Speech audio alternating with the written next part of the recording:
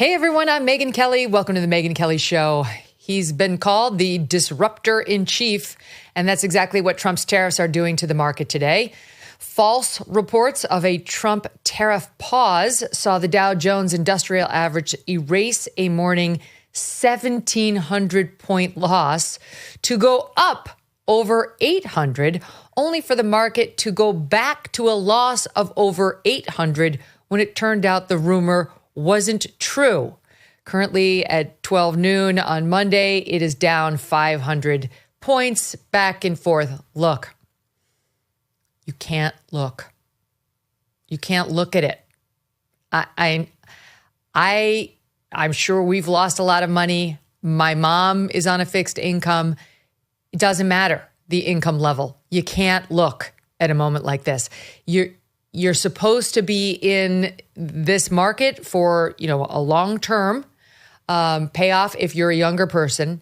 And if you're an older person, you're also not supposed to sell when the market drops precipitously off of an event like tariffs. That's generally what they say.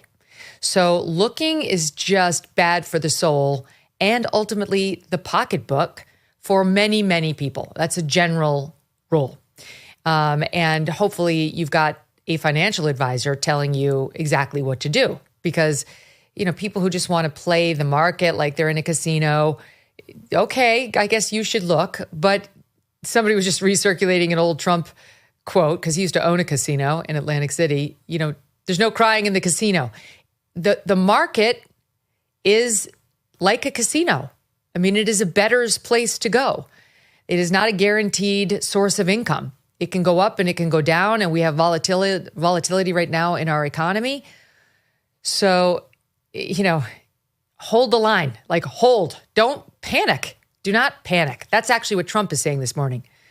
Don't panic. So we're going to talk about what's happening, because these tariffs are having a greater effect on our market, at least, and we'll see what they do to our economy. But boy, he is getting such pushback now from establishment Republicans, the ones who didn't really want him. I mean, I'll look, Elon's not a fan of the tariffs from what we're gleaning on Twitter, but core MAGA so far seems to be still in Trump's corner. Establishment Republicans like the Journal, they don't like the tariffs. We knew that. They also don't like the immigration reforms. We knew that. They also didn't want Trump. They wanted Nikki Haley. We knew that. And Democrats who just want to hate Trump to hate him, they're all against him. But what can we just hold on? Just hold on. And don't let these Wall Street hotshots who live and die by a 2-point market move dictate the wisdom of Trump's tariffs, which are a longer-term strategy. Look, President Trump is far from panicking. He posted this morning on Truth Social, quote, "The U.S. has a chance to do something that should have been done decades ago. Don't be weak. Don't be stupid. Don't be a panickin." It appears to be a new party name he's thrown out there. Oh, yeah. In fact, the follow-up line is a new party based on weak and stupid people. Be strong, courageous, and patient, and greatness will be the result. So you heard it from the president. Don't be a panickin. Panicking. We're going to get into it, plus more of our exclusive reporting on the Nashville school shooters' journals, which we broke exclusively this morning on AM Update, which you should check later today after this show. I just want to tell you what happened there. We received an exclusive on the Nashville shooters' manifesto from the FBI. We exclusively had permission to report on it, though not to post the documents. And we spent the weekend reviewing the over 1,000 of them. What we concluded, and it's outlined in Morning Update, which is on YouTube and on our podcast feed, is that we were misled by Nashville authorities last week who said, there's not one document called the manifesto, so we're just going to tell you, based on our reading of these 1,000+ documents, what the motives here were. And guess what didn't make the dance? The shooter's trans ideology at all. At all. So we read through the documents, and again, we've been misled. This woman was obsessed with trying to trans herself, wanting to trans herself, trans ideology. I mean, it was like reading a leftist playbook on race, gender, and hatred for America. And now it's becoming really clear why this wasn't shared with us for 2 years. Well, we've seen it, and we don't have the same agenda as the people making those decisions. And thanks to Kash Patel and his transparent efforts at the FBI, we will bring you the full report later today. We begin today with Victor Davis Hanson. He's a senior fellow at the Hoover Institution and author of the book, The End of Everything: How Wars Descend into Annihilation. Don't miss a moment. Subscribe to this show on YouTube and follow me on Insta, Facebook, and X. These days, personal safety isn't something that can be left to chance. Whether at home, on the road, or just living everyday life, having a reliable way to protect yourself and your family is crucial. That's why Byrna is the choice for many. Byrna is a game-changing, less lethal self-defense tool. Compact, powerful, and easy to use, it provides the confidence to act in any situation. Byrna uses non-lethal rounds, tear gas, pepper, and kinetic projectiles to effectively stop a threat from a safe distance. And the best part? Byrna can be shipped directly right to your door, and it's legal in all 50 states. Byrna is proudly American with products hand-assembled in Fort Wayne, Indiana. Sometimes a firearm is not the right option, and Byrna provides a powerful alternative. Protect what matters most with Byrna. Visit byrna.com. Byrna.com/Megyn to receive a 10% discount and learn why thousands of people and law enforcement agencies are adding Byrna's less lethal protection. Byrna, non-lethal self-defense, always ready. VDH, welcome back. The meltdown on the establishment right and the Trump-hating left over the volatility caused by Trump's change in tariffs is everywhere. Good luck tuning into a podcast, a television show, picking up a paper without being told how terrible these decisions are and how Trump doesn't know what he's doing. You actively have to work to find somebody like you who says, let me tell you another way of looking at this, and try to disabuse some of these establishment types of their very, very well-held wisdom. So VDH, your thoughts on the tariffs? Well, there is a lot of misinformation. The first thing is that I know this, I'm like you, I have a 401k and it's been really hurt, but Donald Trump did everything Wall Street wanted his first term. He repealed Dodd-Frank, he deregulated, he cut taxes, he encouraged accelerated depreciation, and the market went up, Megyn, 65% under Donald Trump, higher than even Biden, even though that he suffered through the COVID. So I was looking at the Dow when it's 37 or 38,000. It's pretty much where Biden was in 2023. And over the Biden and Trump 8 years, it's gone up 100%. It's gone from 1,800 when Trump first entered office up to 38 low point. But if you look at wages, and this is what it's all about, even though the productivity over the last 50 years has almost doubled per worker, wages only went up 35%. Now, as far as the psychodrama goes, you and I are elites, and we understand that, but 10% of the country owns 93% of the value of the stock market. 50% are only invested at 1%. So a lot of this paranoia is that these people are not making over a 10-year period what they think to deserve. In other words, their portfolios over the last decade went up by 80% and no longer at this particular point have doubled into 100%. But they're not interested on the people below who would have dreamed of having wage returns to be comparable to the stock market. The other thing is, and I don't understand this, that they are not offering any constructive alternative. I keep thinking, well, maybe the left, and I remember Bernie Sanders and Nancy Pelosi said that our policy toward China was a job loser. I remember Paul Krugman said he was a mercantilist. I can remember Warren Buffett writing that we are being wiped out that was 20 years ago, by asymmetrical trade. So I'm waiting for all these voices to come up and say, no, This is what we should do to address the $1 trillion annual trade deficit, or the trade deficits that have been, without exception, continuous since, 1975, for a half century. They can either say, well, trade deficits don't matter, and I'll tell you why.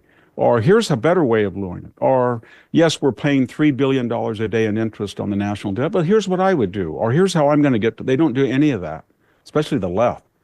So it's just, and then when you look at the whole totality of the Trump 80 days, it's, well, we went from 10,000 a day to zero on the border. Nobody said that was possible. We've already identified $150 billion that everybody on both sides admits is probably waste and fraud already.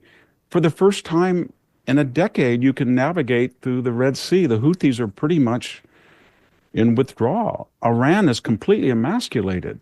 And somebody's talking about ending the Ukraine war, which instead of just, we'll give them whatever it takes to the end. So there's been dramatic changes that there's no appreciation. And one last thing, I think workers understand that even if they don't buy stock in the company in which they work, the stock market is important.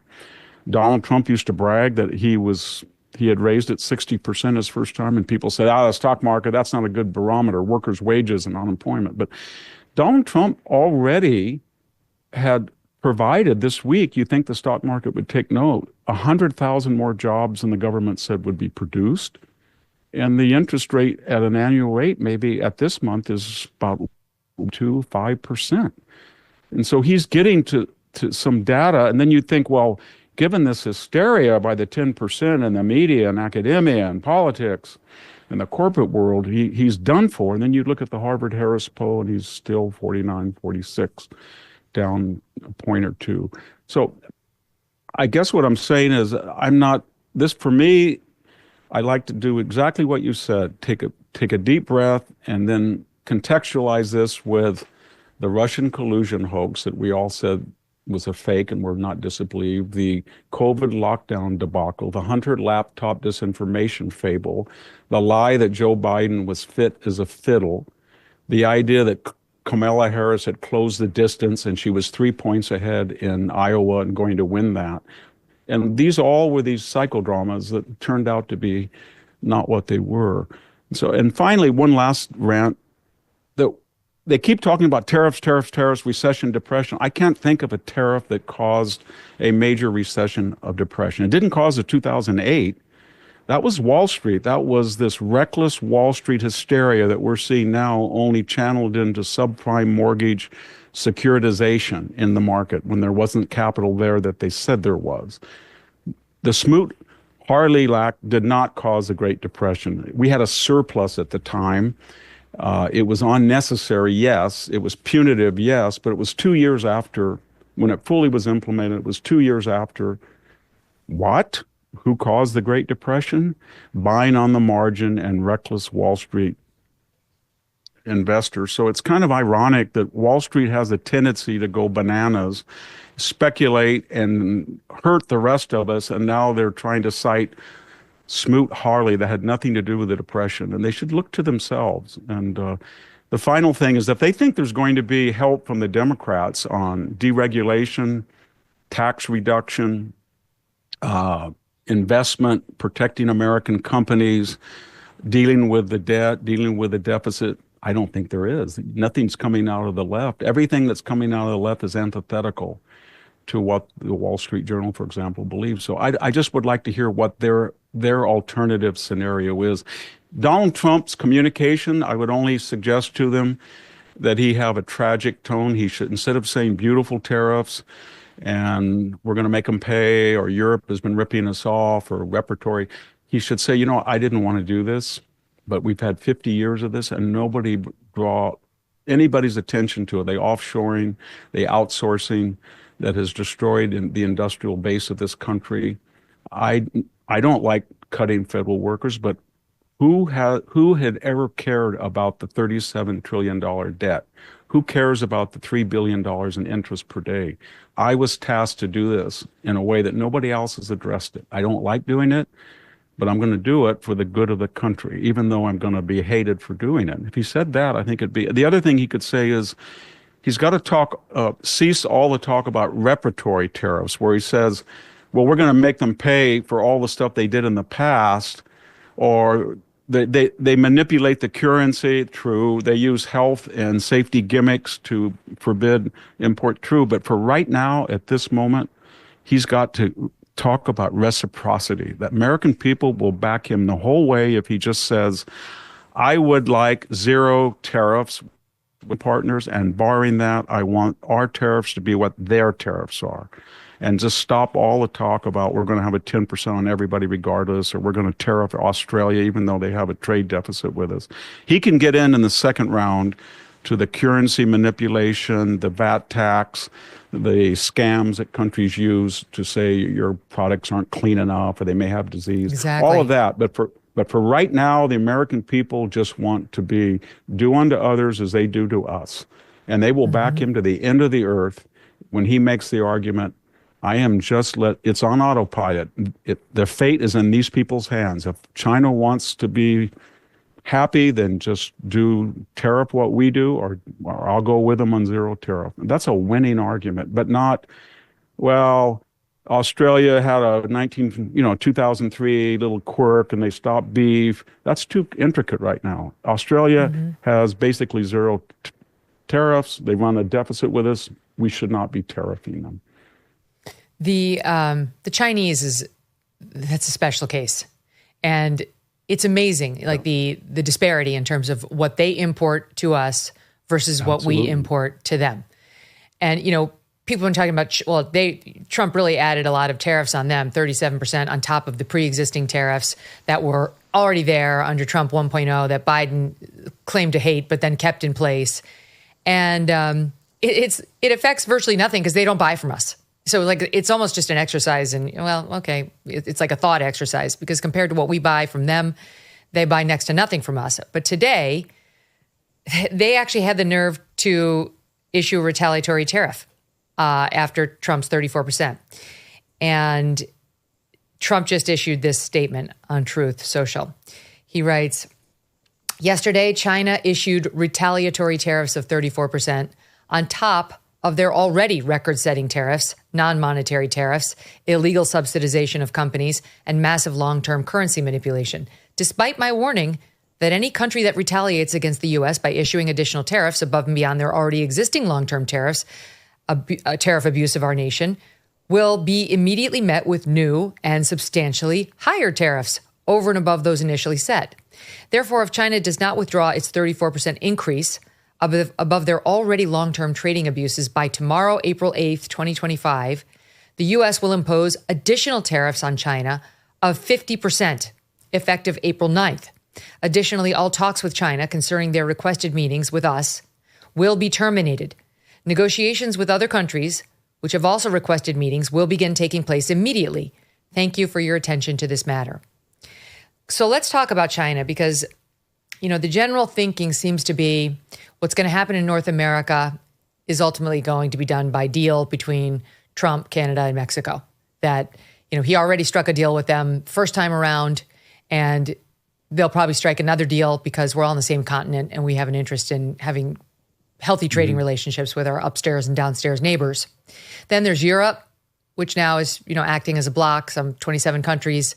And I think the general wisdom is that we'll reach a deal with them too.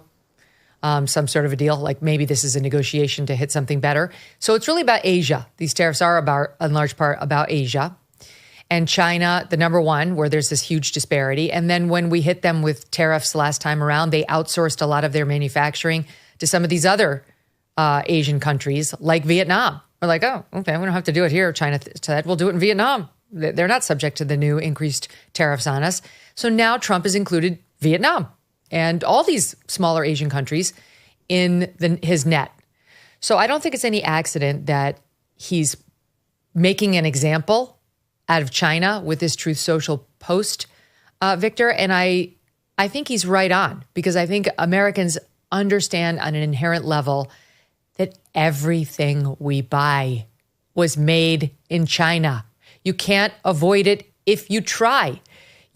From food to toys, to clothes, the electronics, you name it. They make it there.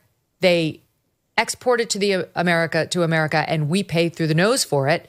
And now Trump's trying to right that balance by bringing American manufacturing back and decreasing our dependence on this country that hates us. Your thoughts on Asia and China and how that all plays in here? Well, traditionally in these trade wars, the country that is running a big surplus is more vulnerable because their industry and their economy has been geared toward mercantilism. And that's true, especially of China. The second thing is there's going to be a lot of opportunistic countries, Vietnam in particular, that are going to come to us and say, we can do what China's doing to you, and we will give you a better deal. We'll have reciprocal tariffs with you. But if you go after China, we're here, and they're going to pop up. It's kind of like musical chairs. If the music goes off, everybody wants a chair. Once he starts to do these deals, a lot of countries will say, if I don't cut a deal with him, I'll be the last one to get into the American market. And so China is vulnerable in that aspect. They also have 300,000 students here. We don't have hardly any there. They are buying hundreds of thousands of farmland in strategically located places. The FBI, CIA has estimated that 1%, and that was very generous, of students and people from China on green cards are actively engaged in espionage. That could be 3,000 or 4,000 people. So my point is this, is that they see us as naive and is ripe for exploitation in 360-degree thinking. If Trump gets into a tiff with him, as he is now, he has all sorts of levers. He could say to China tomorrow, we're restricting the number of Chinese students that are coming to the United States by 100,000. They would go ballistic, and so would the universities who are using those and charging them 110% as a way of cash to subsidize a lot of the things they shouldn't be doing. So he of levers. He could say that tomorrow that the Chinese cannot buy land in the United States, especially farmland within a vicinity of a military base. He could really clamp down on patent, copyright theft, military exchanges. Some of our allies have exchanges with China, which they appropriate American technology. So they think that we are completely dependent on them. And we are in the short term, but on the long term, their entire growth has been predicated on American magnanimity, and they know that. And you know, getting back to Wall Street, we were sold this, Megyn, by the Clinton administration, the George Bush administration, the Obama administration, that the more laxity and deference that you gave China, the more that they would rack up surpluses, become affluent, create a middle-class consumer class, get plugged into globalization, have their students in Western universities. Then they would liberalize, and then they would become a constitutional society and join the family of nations. That never happened.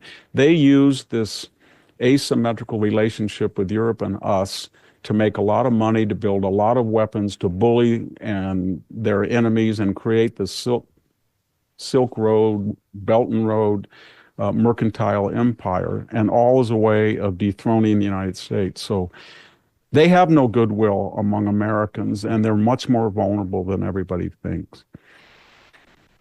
We're watching, you know, the usual suspects for the most part beat up on Trump. There are a few outliers, but what I am gleaning is that some of the people who are defecting from Trump on this plan, or just giving him time to see how it works, are people who are extremely heavily invested in the market. You know, it's like, okay, I get it. You're not his priority right now. He wants you to benefit too eventually. But right now, he's doing something that he thinks long-term could help the bottom half of the country. But they're not used to that, Victor. You know, I've been following Bill Ackman's X feed, and he had a post about you, tweeting directly to you, saying you made a compelling case for the tariff strategy, but that you had one issue incorrect. He claimed that the Trump, he describes the Trump tariffs as reciprocal and proportional to these other nations and what they've assessed on us. In actuality, the Trump tariffs were set at levels substantially above, and in many cases at a multiple of the counterparty country's tariff levels. And goes on, as Bill Ackman tends to do, with a very, very long post. Yeah, I don't think it's the way you calibrate whether it's reciprocal or not. So I think most of them are reciprocal. Yeah. Well, I know what you mean, because I mean there are some countries who they don't have a tariff on our goods necessarily, but we're just not allowed to sell our cars there. They've created such a green scheme that keeps us out that it's might as well have a 100% tariff. You know, I can tell you from agriculture, we dip chickens because we don't want people putting a whole chicken on the counter for more than 24 hours. So we dip them in chlorine tinged water. Europe's don't, what they say, oh, we're going to make a law, chlorine's too deadly. Or the Australians say in 2003, one Canadian cow came across the border with mad cows. So we're going to ban all beef. And they did until 2019. And then even after that, they made it difficult. All of that we can do in a round two. But I do think it's parity. I live in a very poor community. And when I go to the supermarket, people will come up and talk, mostly Mexican-American people. And I can tell you that not one person the last week has mentioned the stock market. All they have talked about is trade and jobs. And these are the 50% who account for 1%, 50% of the country that accounts for 1% of the market capitalization value in Wall Street. But that's not the people who are reporting. That's not the people who are weighing in. That's not the people who, and I think people, you know, and when they say reciprocity, that's what I was getting to earlier. The first thing they'll say is they would say, I talked to 4 or 5 people and they said, is it true that Mexico has 170 billion trades? That's not fair. Is it true that Canada has 101? Yes. That's all people care about. They don't want to have inordinate. They don't want to be the bully. They would either like zero tariffs or tit for tat. And if Trump can stick to that, he will not only get a lot of foreign investment and change of attitude, but he will get the overwhelming support of the American people. But if he gets into all of this stuff that we just talked about, which is valid and legitimate, but if he does it in round one, then people are going to come, well, Trump's, I think the Wall Street Journal runs almost every day. Trump is lying and not reciprocal, or that is a losing argument at this stage.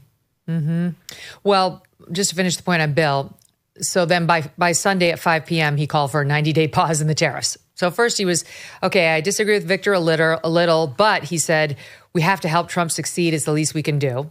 Then by Sunday at 5 p.m., the earlier exchange was Saturday, he called for a 90-day pause. We've got to pause it. The president's losing the confidence of business leaders around the globe. This is not what we voted for. Got to call a timeout. Then he followed up by saying, if you haven't noticed by now, I speak the truth regardless of the consequences to me personally or what other people think. Then by Sunday night, he was taking shots at Howard Lutnick, saying, I just figured out why he's indifferent to the stock market and the economy crashing. He and Cantor Fitzgerald, which he runs, are long bonds, meaning they profit when the economy implodes. It's a bad idea to pick a Secretary of Commerce whose firm is leveraged long, fixed income, an irreconcilable conflict of interest. By Monday morning, he was saying he had been unfair to Howard Lutnick.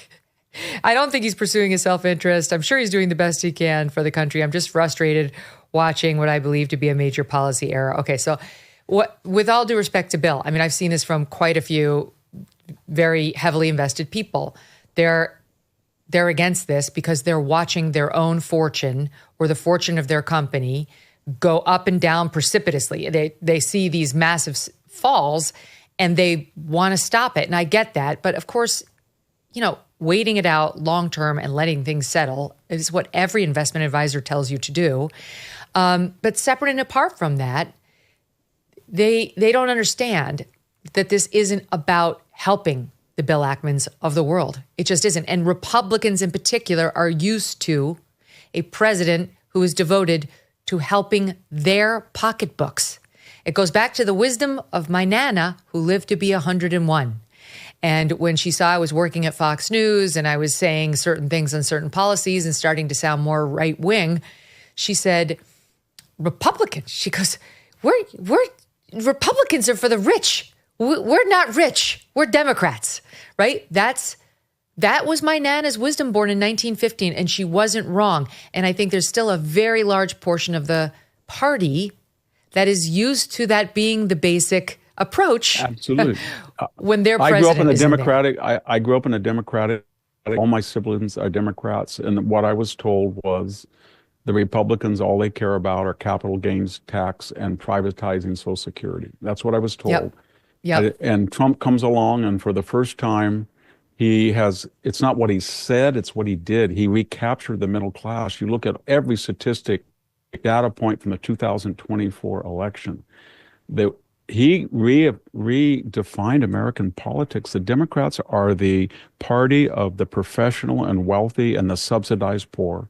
And he wiped out the Democrats in middle class voting. And this is the reason why. And that's why he hasn't taken a Wall Street hit of the same magnitude in his polls. Because, as I said, 50% of the people have 1% of the value of the market. Well, on that point, let me just play this soundbite. It's Scott Bessent, our Treasury Secretary, who sat down with Tucker last week and spoke to that a bit. Here it is. We have President Trump's previous term when everyone said none of this was going to work. The China tariffs are going to do this, they're going to cause inflation. They didn't. This is going to happen to working class. It's going to be bad for working class Americans. Well, guess what? Working class Americans, the hourly workers did better than supervisory workers. The bottom 50% of households, their net worth increased faster than the top 10% of households. And look, I'm not happy with what's going on in the market today, but the distribution of equities across households, the top 10% of Americans own 88% of equities. 88% of the stock market. The next 40% owns 12% of the stock market. The bottom 50 has debt. They have credit card bills. They rent their homes. They have auto loans, and we've got to give them some relief. And that top 10%, Victor, as you know, includes all of the Acela media, all these anchors on CNN, all these op-ed writers for the Wall Street Journal. Those are in the 88%. They are the ones who own the market. Yeah, and because they're running around like a chicken with their head cut off, and as somebody who lived on a farm, I mean, chickens really do run off. It's something to see in my youth. Oh boy. And this is why I use that metaphor, because they remind me of when my Swedish grandfather would say, "Cut the chicken's head off," and then see this thing flop around. Oh my God! And that's what they've lost their mind, is what I'm saying. And if they would just take a deep breath and they would just say, "Hey, job growth shocked everybody. It was up 100,000 jobs that they said would not happen. The inflation rate is looking good. Oil prices are down. Energy are down 10%. On the foreign market, it looks like Iran is not going to be the disruptor that everybody said would happen. It looks like there is some pathway to Ukraine, a ceasefire. It looks like the Red Sea is navigable again. It looks like the southern border is calm. It looks like we can deal with Canada and Mexico, even though they have these huge surpluses with us. It looks like, if you look at Trump, what he's talking, extending tax cuts, deregulate. It looks like the first term in which the market went up 60%. If they would just look at that and calm down, I think, I don't know what they're trying to do, if they're trying to do a 2008 or 1929 psychological meltdown, but they look ridiculous. They look ridiculous. And you know what's going to happen if Trump cuts all of these deals on this investment, and you and I have this same conversation 9 months from now, and there's $4 trillion in investment, then they're going to say, I was with Trump the whole way. I tried to calm people. It reminds me so much of all the people that swore that Christopher Steele was a genius, or the laptop, they just knew it was cooked up in a Moscow headquarters, or that Joe Biden was fit in a fiddle, Joe Scarborough. And I've seen this guy, he's never been better. And I got a call on election night, and from a very good journalist, and said, "Oh, Victor, I think collapsed. This Des Moines poll is the most reliable. He is down 3 points. If he's down in a red state like Iowa, he's lost." And I said, "This is bogus. He won that state by 12 points." So that class of this elite that owns stock, it's synonymous also with the people who follow every breath in the media and academia and the corporate boardroom and the legal community, but they're not Americans.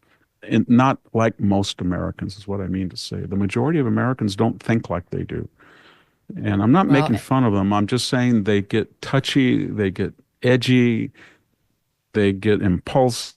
They're kind of, I don't know what the word is, but I drive over to the coast, each week on the Stanford campus. And by the time I'm there 48 hours and I come back to central rural agricultural California's Central Valley, it's like, wow, I just went to Mars and I'm now back on Earth, because they're not representative of most I know people. what you mean.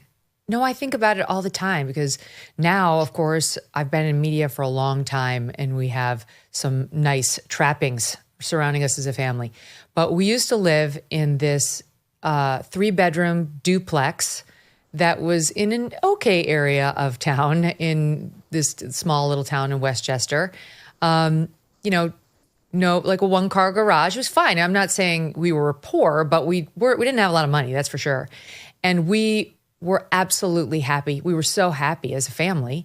And we drive by that all the time. And our kids remember living in that house when they were toddlers. And I always say, you remember what life was like there. You don't need all this money. You don't need a swimming pool. You don't need this stuff in order to live a really happy life. You need family. You need friends.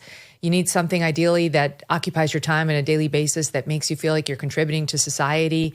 But I can't help but feel that there's an underlying missing value here in the rush to condemn his plan by the so-called elites. It's like, could you just hold on and come to terms with a moment? What if you did have a massive wipeout on Wall Street that didn't rebound? I don't believe for a minute that Trump will leave it there. He too loves wealth. He loves wealth. He loves rich people. He surrounds himself with rich people because he so admires them and there's no way he's going to tell the rich base, you're screwed. But let's just imagine a world in which they do get a little screwed and they actually lose a fair amount of money and the lower half of the country rises up. I just think there's this piece of the people covering this, the ones who are having the meltdowns, that cannot imagine a life without their immense wealth. Well, I can give you examples. I live in a 150-year-old house that was falling apart, so I had, people work on it to So Juan was one of the electricians. He had long COVID. He could hardly walk. I said, Juan, how long have you been working? He said, I never took a day off. I can't. He was a genius when you looked at this old house, how he figured out circuit the panels and everything. And then there was Jose, and he was a painter. And I said, you don't look good today. He said, I have a kidney infection. I have to go up for injections at UC every weekend. And I said, how do you take the fumes? The fumes must add to your kidney. He said, what's my alternative? And he said, I have a mortgage on my house. I have car payments. California, I can't even afford, $5.50 for diesel. That's what everybody goes through, and they're not melting down right now. And you know what else? The people who are melting down did not melt down when whole towns were wiped out. They didn't care, because they were offshoring and outsourcing and getting returns on investments that were beyond their wildest dreams, when the legal class, the academic class, the investor class, the corporate class, the media class woke up in the 70s and 80s and said, oh my God, the market is not 280 million Americans. For my skills, there's 7 billion consumers. And I have a skill set, or I have a service, or I have goods, or I have the know-how to capture that 7 billion. But as far as those muscular classes that assemble, manufacture, farm, mineral, whatever, well, we have a special vocabulary for them. As Joe Biden said, you go down in a mine, we close it, you'll learn how to code or program. Hillary, coal's off, we're going to put you in the mine out of business, okay? And then we had that language of disparagement for the same people, but now they were tagged with Trump. They were deplorable. They were irredeemable. For Obama, they were clingers. For Biden, they were chumps. They were dregs and garbage. So that's who they are. And I'm not just saying this to say it's okay to see the the market go down. I think the market is going to settle down. I think it's going to digest this. And if these countries start to come in and think, I got to come in before I'm the left out, and Trump is wise enough to take the deal that results in either a no tariff or semi-reciprocal, and not worry, as I said earlier, about the past, and then just says, we're going to discuss the issue about health or gimmicks and that later. This economy is going to take off. I think interest rates are already going to go down. And right, exactly. Trump's pushing for that. It's going to be, my only worry is that there's going to be something like a Chinese bioweapon or COVID 2.0 or something. But I think he's got enough people around him that are brilliant and they are determined, and they're addressing all at once budget deficits, trade deficits, long-term debt, and it's something to watch. I'll tell you what. Here's a little bit of comfort for all the people who are part of the Acela media and the 1% and all that. Trump, there were some grumblings out of the Trump White House that he might raise taxes on the rich, or at least let them raise. In other words, when the Trump tax cuts expire later this year, he is expected through reconciliation to put them back into place for people. And there was some talk that maybe he would exclude the richest Americans from that in order to pay for his no taxes on tips promise and his no taxes on Social Security promise. And I don't know whether he's going to do that or not. But I would say if the market continues to bathe in uncertainty and volatility between now and then, you have a much higher chance of Trump not letting your tax cuts expire as a rich person, because he's not going to completely thumb the middle finger at the wealthier half of his base. He's just not. That's his whole family. It's every single friend he has. It's him, and he hates taxes and he hates paying the government for things. So it's like, just let's use our heads, take a deep breath, calm down. Okay. And that applies triple to the leftists, Victor, because not only are they lamenting what's happening with the stock market, even though they were pro-tariff their whole lives long. The left has been pro-tariff for a long, long time. There's a soundbite of Nancy Pelosi from 1996 making the rounds. I don't know if you've seen it, but she's totally pro-tariff. Here, actually, we have it. Here it is. How far does China have to go? How much more repression? How big a trade deficit and loss of jobs for the American worker? And how much more dangerous proliferation has to exist before members of this House of Representatives will say, I will not endorse the status quo?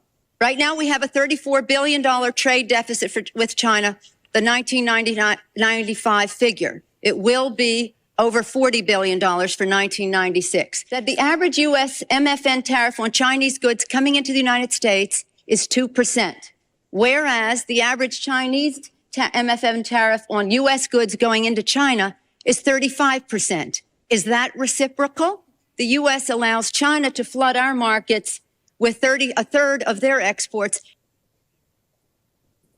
By the way, so she said it was a $34 billion trade deficit then. Now it's like $250 billion. I think Trump should really call her up and ask if he can hire her, and she can do that again and update it. She can really explain to people. Yeah, but the left is not suddenly, Victor. They're all about free trade. The left suddenly all about free trade. They don't like tariffs now because it's Trump's plan, and of course they don't like Trump and they don't like Elon, and they're having like severe meltdowns coast to coast. Not only in the protests that we saw over this weekend, completely astroturfed, right? Like hands off. What does it even mean? I don't even know what it means. Hands off. I guess they don't want Elon doing anything. No cutting government waste. No finding efficiencies, none of that. And then we get this, the Federalist producing a survey. It was done by the Network of Contagion Research Institute, NCRI, in partnership with Rutgers University, that finds 55% of self-identified leftists say killing Trump is justifiable. They go on to say that this is about something more than just the desire to kill Trump.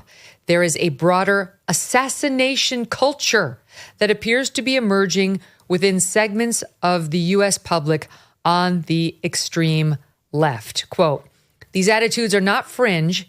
They reflect an emergent assassination culture grounded in far-left authoritarianism and increasingly normalized in digital discourse. The reports found widespread justification for lethal violence, including assassination among younger, highly online, and ideologically left-aligned users. The report points to disturbingly high levels of support for political violence, particularly against Trump and Elon Musk. Your thoughts on that? Well, I don't want to be accusatory, but when you have the President of the United States telling donors that they got to put a bullseye on Trump, as Biden did, or you've got people like Jasmine Crockett saying they've got to take, right in the middle of all this hysteria, take Elon down, or even back earlier when Chuck Schumer led a throng of abortion protesters to the gates of the Supreme Court while it was in session and said, Gorsuch, Kavanaugh, you reap the wind, you're going to reap the whirlwind, you're not going to know what's going to hit you. Then you mainstream it, and then you look at the recent act of violence, the ideological rantings such as they were of the two foiled assassins, plus the Steve Scalise shooting and the trans thing, you're getting the impression that a lot of really crazy people on the fringes believe that if they were to come out and commit violence against Trump or Elon or some major person like that, they wouldn't be ostracized. They would be canonized. And that is a very dangerous narcotic. If that language of our elite, they've got to stop it. And we're already, if anybody on the right on January 6th had started to key, let's say, a Mercedes or something around the Capitol, they would be in jail today. Mm-hmm. And the swatting, I was gone, and I've lived here my whole life, and I have never had more than one county sheriff come out. 3 county sheriffs came out when I was gone. My wife was here alone. She was terrified. They came out. They were armed. They went through the whole property. We have 40 acres. So you were swatted? Worried. Yes, they were worried because somebody, they said, had called up and said that there was a armed danger here. And they do that they do that a lot. Yeah, it's happened. And it's so many normalized. Conservatives. And you start getting email the last 7 or 8 months, and it's not, you're an idiot, I think you. It's be careful if I ever see you, and that kind of email. And a lot of people are getting that. And all of that is this climate that we have in the left-wing mind, we don't have the House, we don't have the Senate, we don't have the White House, we don't have the Supreme Court. We lost the popular vote, the electoral, all the issues that we're for are only 20%. The Trump people are on the right side of 70, 80% of all these issues. So what are we going to do? We're going to go take to the street. We're going to SWAT. We're going to demonstrate. We're going to have a few nuts that'll take out a United Health executive or stuff. It's really firebomb Teslas. Exactly. It's been encouraged there hasn't really been one major Democratic politician who got up and said, this is horrible what you guys are doing to Tesla. Instead, you have people like Tim Walz that looks out and brags that he's driving down the value of his own public portfolio as, governor of Minnesota by Tesla stock dropping. No, so it's outrageous. They could stop it if they wanted. Let me give you the numbers. They say those who self-identified as left of center, 48% say they can see that it's at least somewhat justified to murder Elon Musk. 55% said the same about murdering President Trump. 55% of those who simply identify as left of center think it is somewhat justified to murder Donald Trump. 55. That's sick. There's something deeply wrong inside the Democrat Party. This is not how Republicans talked about Joe Biden. Certainly not 55% of the Republican Party would be out there justifying murder. There's something wrong. There's a sickness. There's a cancerous illness bubbling up inside of their party. The assassination attempts on Trump, the burning of the Tesla facilities, the firebombing of the charging stations. They're not one-offs. The praise of Luigi Mangione, it's all connected. This is not, there's a theme because it is thematic in describing the left today. I have to take a quick break. There's so much more with VDH, and we'll pick it up right after this. The IRS is the largest collection agency in the world. And with April 15th fast approaching, it's more aggressive than ever. If you owe back taxes or have unfiled returns, waiting is not an option. April 15th could mark another tax year that has passed you by. So the smart move is to get ahead of it now. But listen, never contact the IRS alone. Instead, you could let the experts at Tax Network USA handle it for you. Why? Well, not all tax resolution companies are the same. Tax Network USA has a preferred direct line to the IRS, so they know exactly which agents to deal with and which to avoid. With proven strategies to settle tax problems in your favor, whether you owe 10 grand or 10 million, Tax Network USA's attorneys and negotiators have already resolved over $1 billion in tax debt. Speak with one of their strategists today for free. Don't let the IRS control your future. Call 1-800-958-1000 or visit tnusa.com/Megyn. That's tnusa.com/Megyn. April 15th, just around the corner. Act now before the IRS acts first. On Friday night, we received more than 1,000 pages of writings by the Nashville school shooter. Chilling journals that local officials in Nashville did not want you to see. The FBI sent the files to the Megyn Kelly Show, as well as to Congress, on the heels of a report from the Metropolitan Nashville Police Department last week that was severely lacking. Our team reviewed the documents created by the perpetrator of the March 2023 shooting that tragically took the lives of 3 children and 3 adults. The 3 children were third graders, aged 9. The documents provide clear insight into the depraved mind of this killer, critical context that was excluded from the 48-page report released last week, and that has been withheld from the public for 2 years. At one point, about a year plus ago, Steven Crowder got his hands on 3 pages, which was great. It was something. 3 pages out of 1,000 they have been withholding for years, saying it's somehow too much for us to see. We've seen every other shooter's manifesto, rantings, writings. Why not this one? We here at the Megyn Kelly Show do not name school shooters. But due to the nature of this news, we will mention that the shooter's given birth first name is Audrey. However, in the years leading up to the horrific act, she instead went by the name Aiden and used he, him pronouns. On our AM update show this morning, that's another show we're doing now. It's a 15-minute news update for you in the mornings. You can get it on youtube.com/Megyn Kelly or our podcast feed. We delved into some of the writings, and we will continue here. We'll repeat a couple, but we will add. Because the report from the Nashville police barely touched on the full scope and breadth of what was contained. The killer's struggles with her gender, her obsession with gender identity, alarming racial animus toward herself as a white person, and how those factors contributed to the act that she committed that day. Why do you think they excluded all of this? Why are those 2 things too hot to touch? The families of the victims do not wish for this information to be made public. We understand that, but we are sharing a sampling of necessary context omitted by the Nashville police, and that has been hidden for far too long from the public. The public has a right to know as a matter of safety in preventing more of these.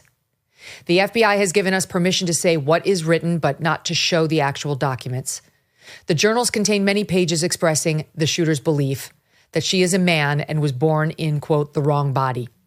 In one entry dated April 12th, 2022, this is a year before the shooting, titled, "Let Kids Choose Their Sex," the killer writes, quote, "How dare God hand me a training bra when I didn't know WTF it was as a kid. I hated it. Much more, I'd like to dispose my vagina. We should all choose our gender." Now, keep in mind, as you hear just these samplings I'm going to read you, that what the Nashville police represented was that her trans ideology, her gender confusion, had absolutely nothing to do with the horrific act she took. Why? How do you glean that? This stuff is all over her writings. She's clearly deeply disturbed by it, but somehow that's the part you can excise from her motivation. Wrong. In another, she writes, quote, "How does it feel to grow up the gender you were born with and are comfortable and happy with?" Well, I don't know that feeling. I never did, you senseless people. That you don't know WTF comes out of your mouth telling me I'm female. Female pronouns make me feel like I want to die, especially called woman. I never was, ever. I hate being in a woman's body, need to die. But it's had nothing to do with the act she took at Covenant School. In an entry marked June 6th, 2021, the killer writes, quote, "Eric and Dylan," that's a reference to the Columbine killers, "were gods. All those little dumb shits in other school shootings during the 1990s were not gods, just cowards. Even if maybe they had a reason, they left it a mystery. I realized that after knowing Columbine, I immediately became attached to it, not just the notorious outcome, but the preceding evidence leading up to it. I feel I am the reincarnation of Dylan Klebold. My thoughts of depression are forever linked to his and my experience as well." In a diary entry shortly after that, the killer writes about how epic it would have been if she had shot up her own high school. Quote, "Kill all the white kids, kill my own race. F yes, destroy all the white people who are teachers. Let all the black kids go, unless if I don't like you." About a month later, the killer writing several pages about why black pain is different from, quote, white pain. Quote, "Black people were given fate, given nothing, while white people get power in the White House, have all the privileges, even to white people like me. White people are born with privileges, black people aren't. Black people always had to earn and fight for their needs and wants. It was like that in history, it's like that now." The killer goes on, quote, "Being white sucks, but being black is so cool. Black people should rule, white people should fall. Every white person who lived and died, I hate you all." July of 2022, the killer writes about wanting another therapy session, but not having the money. Quote, "I need to have another session with my therapist. I need her. It's been 2 months. I don't deny needing help. I loathe the reality of my fate as an autistic, dependent 27-year-old. Later on in the journal, 3 pages that appear to have been printed and affixed into the journal, titled in all caps, "I hate the American people." The killer writing, "America was doomed from the very beginning." Quote, "America started with slavery and white people ruling land. Black people were objects and owned by white landowners and farmers from the start of July 4th, 1776. There are no African American rights. Slavery is still happening." It goes on, quote, "Government agencies have all the freedom. White people who want to take away instead of adding more. What do you call that? America's not the land of the free. It's a land full of idiots. It will only get worse in this country. Not near enough gods like me. America and its people all destined to soon be destroyed." The entry signed, quote, "I hate you all, Aiden." The journals outline more ideas about how animals are better than people, about how she hates life, she hates money, and a wish list for the day of the attack involving hopes of, quote, "lots of blood, lots of victims, 20 plus dead." Sick, sick stuff. Back with me now, Victor Davis Hanson. I'm sorry, Victor, but nothing in there makes it too dangerous to release.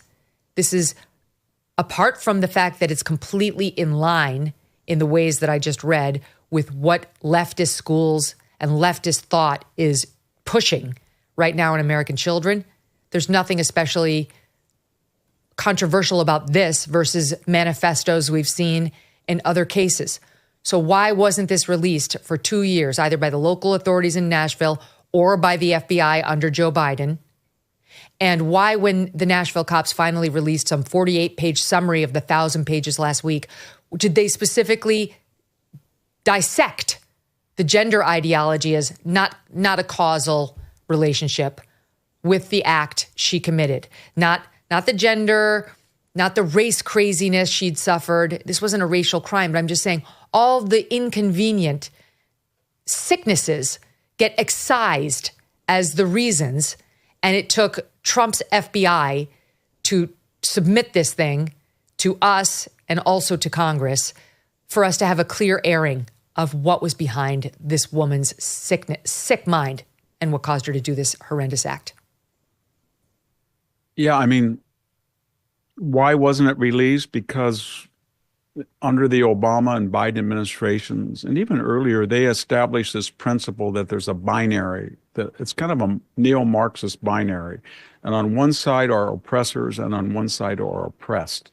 And once you find yourself self-declared on the oppressed side, then they feel that there's opportunities, exemptions that are accorded to you. Sometimes they're at the university and they're trivial. You get a safe space, you get to pick the race of your roommate, you get a special graduation. But then there's been a movement, we see it in the UK a lot, that penalties, and we see it in San Francisco, fines will be predicated on sexual orientation, gender, race.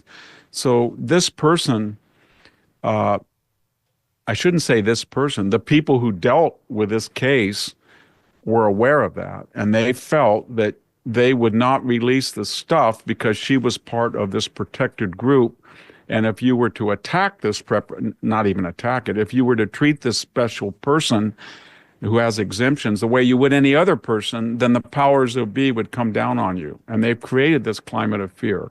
The other thing about it is everything she said you can find in either the School of Education or the general campus. I could go into the Stanford bookstore and look at what is assigned and pull out a book within 5 seconds that had every one of those tropes she talked about. Evil white people, black people are still slaves, et cetera, et cetera. That is inculcated and absorbed, not just on the campus, but it drifts off in all these different ways.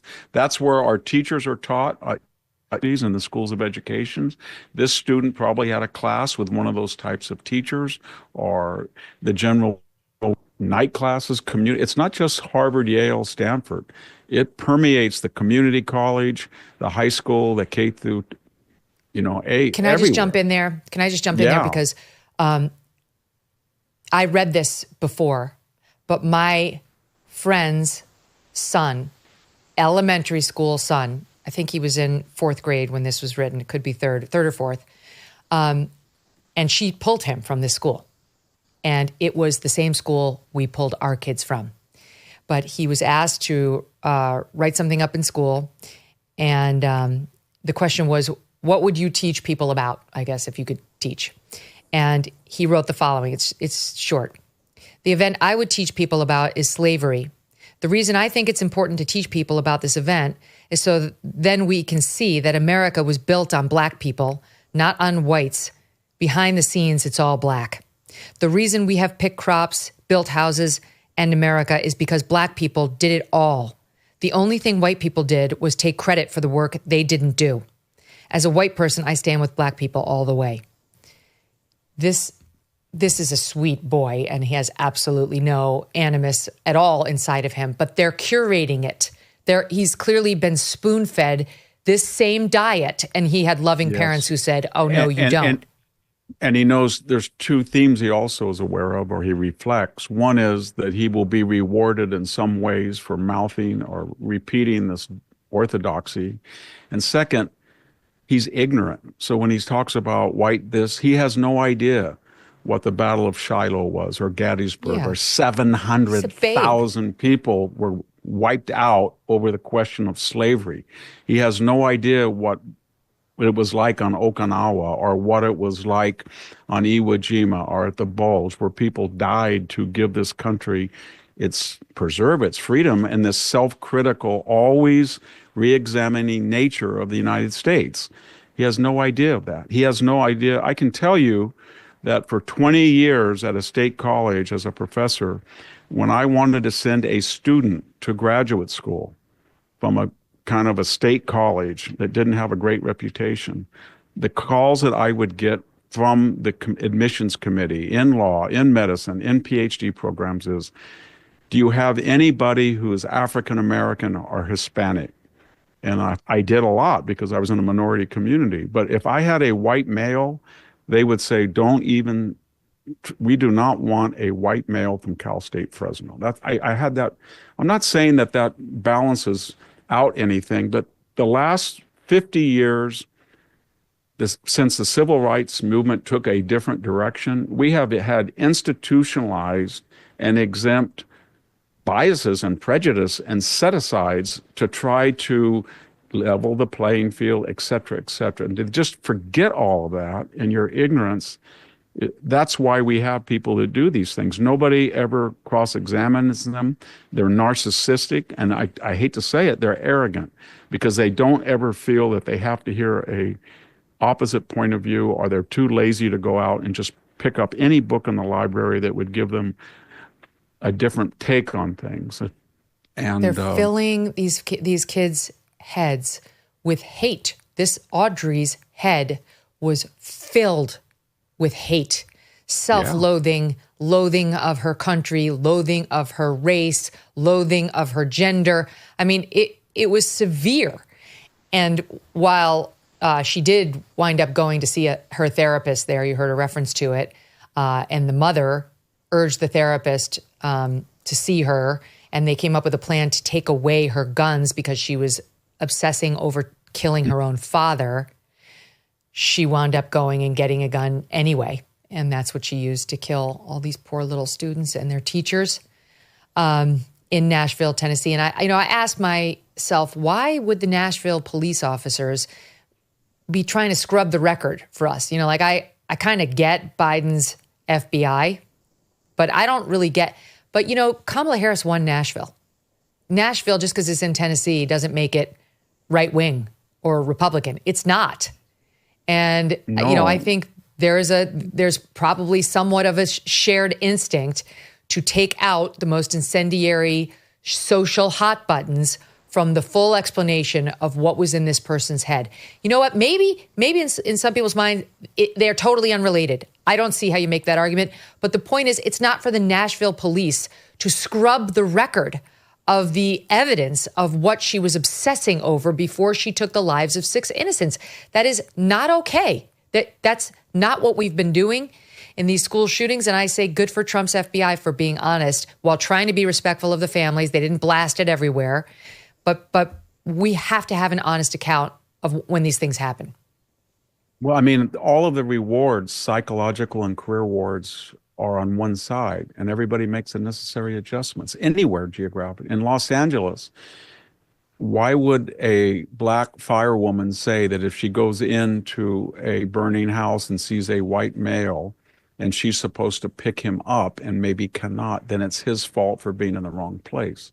That would get you fired anywhere, but that would get you resonance or maybe promoted. And the whole thing about, if you look at the autopsy of the LA fire, from the public works person to the assistant fire chief to the regular fire chief to the mayor to the deputy mayor, everybody was freelancing in creative ways to try to think up of a DEI woke angle that would draw attention to themselves and be self-congratulatory performance art and lead to career enhancement. And that's the landscape we created. And everybody, according to their station, tries to fit in, and we see it everywhere. And that it's illiberal, that it's contrary to the Constitution, that it's contrary to the whole Enlightenment. Nobody cares. They're ignorant. And that's It's all what on we're the list, dealing the with. self-hatred, the white hatred, the hatred of country. It's all there. It's all there. Yeah, it is. I appreciate you walking through it with me. And again, to the listening audience, you can check out the AM update for other recitations. It is not, as I pointed out on that show, our habit to read manifestos of these school shooters. I take no joy in repeating their thoughts and their crazed musings. But given what's been done in this case and how it's not available anywhere else, I felt we had no choice. And it was the last responsible move to make on this. Anyway, moving on.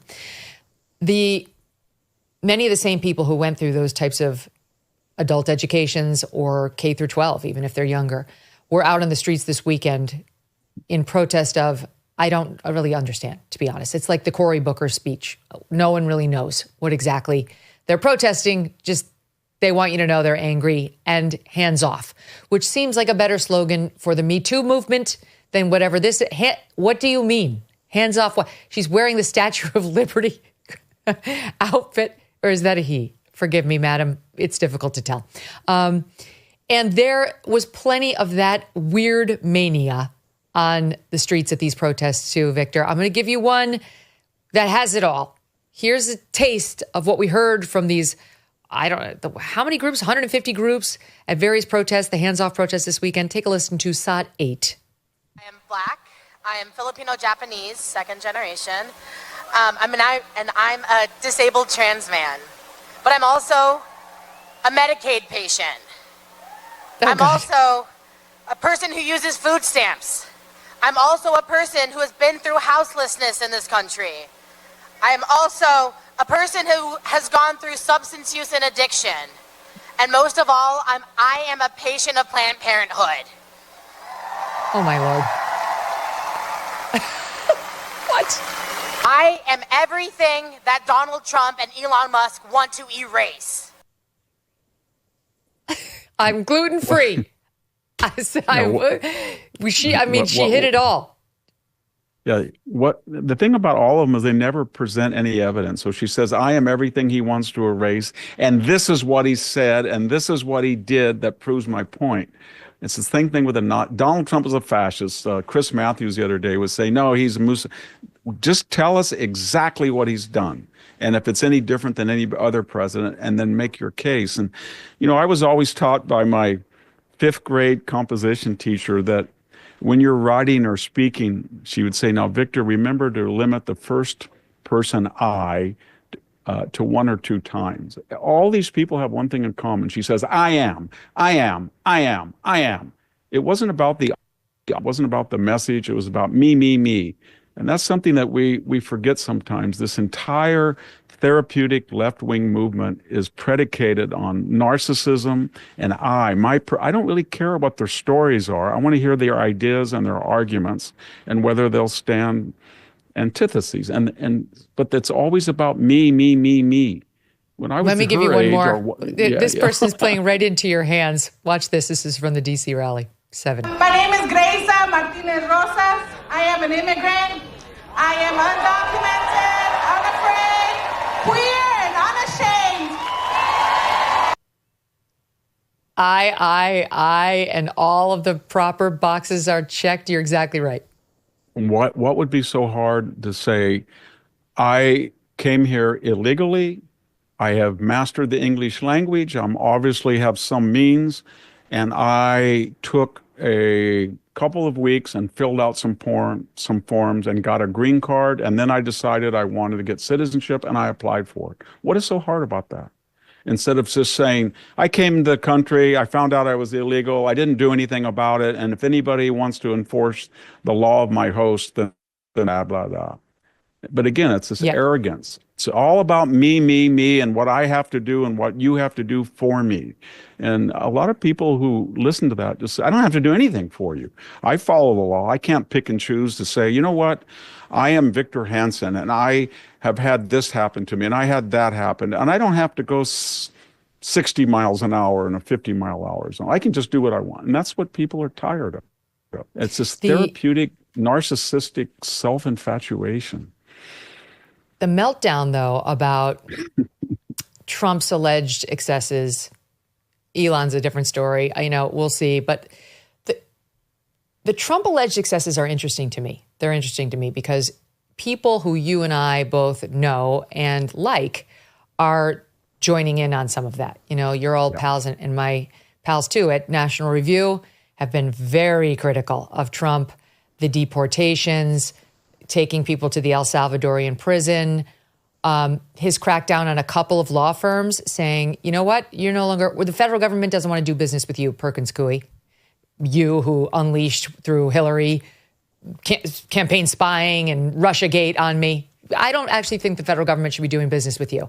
And same for you, Paul Weiss, who rushed to hire the one guy who made it his mission to prosecute me when he worked for Alvin Bragg. And when Alvin Bragg wouldn't prosecute me, wrote a whole book about how I should be prosecuted. And ultimately, Tish James took up the mantle and sued me and got an award for $500 million, bankrupting or threatening to my company. Trump said, you know what? I don't think the federal government should be in business with these 2 particular law firms.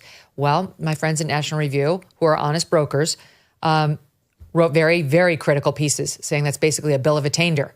And that, we're shipping off people to a jail without having them tried and convicted on criminal charges. And so that's what they're talking about. This is fascism. This is not us. And this guy, I don't lump in with the National Review crew, but he is a lawyer. He is definitely a Trump hater, and he is starting to lose it over, in the case of Paul Weiss, that one of those law firms, they bent the knee to Trump and said, we'll do whatever you want us to do. Please don't do this to us. And Trump got his way. And half of Paul Weiss is just apoplectic now. They're very sad. Paul Weiss, one of the founding partners, 2 grandchildren, wrote this scathing letter like, our grandpa would never have wanted this. Shame on you. And here is George Conway, formerly married to Kellyanne Conway and a respected lawyer, along with Sarah Longwell, who I believe is also a lawyer, and his partner on his podcast, talking about the legal profession and Trump. Saw it too. When I read that letter, I was just moved by it, because it really conveyed everything. People want to stand up for something. And I wanted them to know people are listening to them. And it was good to know that people are listening to us. We're all in this together. And this is a fight for so much more than profits for partner. This is a fight for democracy. This is a fight for the rule of law. And some people just don't give a shit. And that makes me angry. You know, you join the legal profession and they hit you with, I have a lot of really good friends who are lawyers. They hit you with a lot of like, this is a revered profession. Yep. You have a real role that you play in society. Yep. There are these invisible lines that you help maintain for the Constitution. And then to have everybody just act then like it doesn't matter at all is bizarre. Spouses. You know, it's it hurts. Literally in tears. But I heard none of that when they unleashed the Lawfare campaign against Trump, Victor. Those norms don't count when we're summing up the norm breaking. I would ask Mr. Conway, why do you think that on November 18th of 2022, 3 things happened simultaneously? Nathan Wade, the Paramore lead prosecutor of Fannie Willis's circus, was in the White House talking with the White House counsel and billing him the hours. The same day, Michael Colangelo left the DOJ under Merrick Garland, and he had come there from working with Letitia James. He left to go to work for Alvin Bragg. And third, on that same day, Joe Biden had Merrick Garland appoint Jack Smith, the federal prosecutor. And why did they do that? Because they knew Donald Trump was going to announce his candidacy to run again. That happened all the time. All of that was lawfare, and Joe Biden was on record saying, why wasn't he indicted? After he left office, he said he had a regret about Merrick Garland because he didn't go after Jack Smith. Jack Smith didn't go after soon enough. Everybody knows that. They know the whole thing, that they staged the whole Mar-a-Lago raid to get 100 files out of taking 13,000 of them. It was 0.008%, and they brought little tags to do it, and they messed it up and took an arranged photograph. 25 states tried to take him off the ballot, and they knew that was illegal. Kevin Kleinsmith, one of the lawyers in the entire Russian collusion, FBI law, doctored and forged a document, and he went before one of the judges involved in all of these, and he got just nothing, no sentence at all, compared to what the people who were, parading around nonviolently on January 6th. So the whole legal system has been weaponized. Everybody knows that. And Donald Trump says we're not going to do business with Perkins Coie. It's because they volunteered to be a paywall so that Hillary Clinton could get dirt on Donald Trump. So she went through the DNC, and then the DNC went through Perkins Coie, and then they went through Fusion GPS, and then they hired Christopher Steele to make up 99% of that. And all Trump is saying that each one of you are culpable. And I wish the National Review would just say, why are those 51 intelligence authorities that lied, Brennan, Clapper, Panetta, who were the architects of it, along with Anthony Blinken and Mike Morrell, why don't they just say, what happened to them? They pulled one of the greatest hoax right before the debate to arm Joe Biden with a lie, and they probably influenced some of the voting 10 days later. Nothing happened to them. Nothing.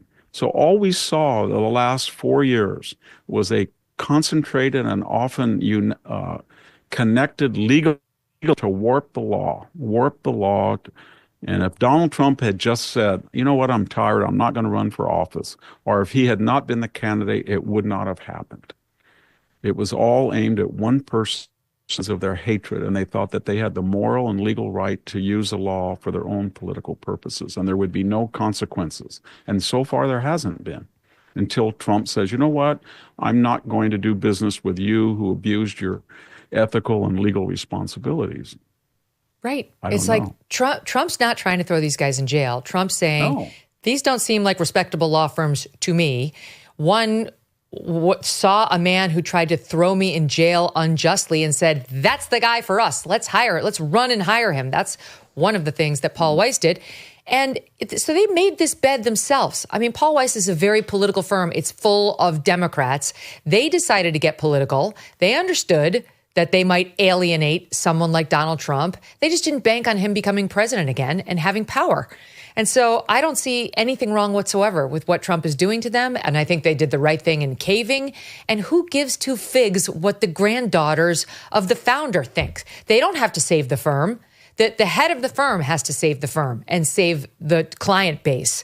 And of course, save their fat cat salaries and their private school tuitions that they're paying. Like he has to be practical about this because they made some very bad decisions prior to the moment Donald Trump did that. But George Conway will not cry about any of that. He will not cry about the weaponization against Donald Trump because he was for it.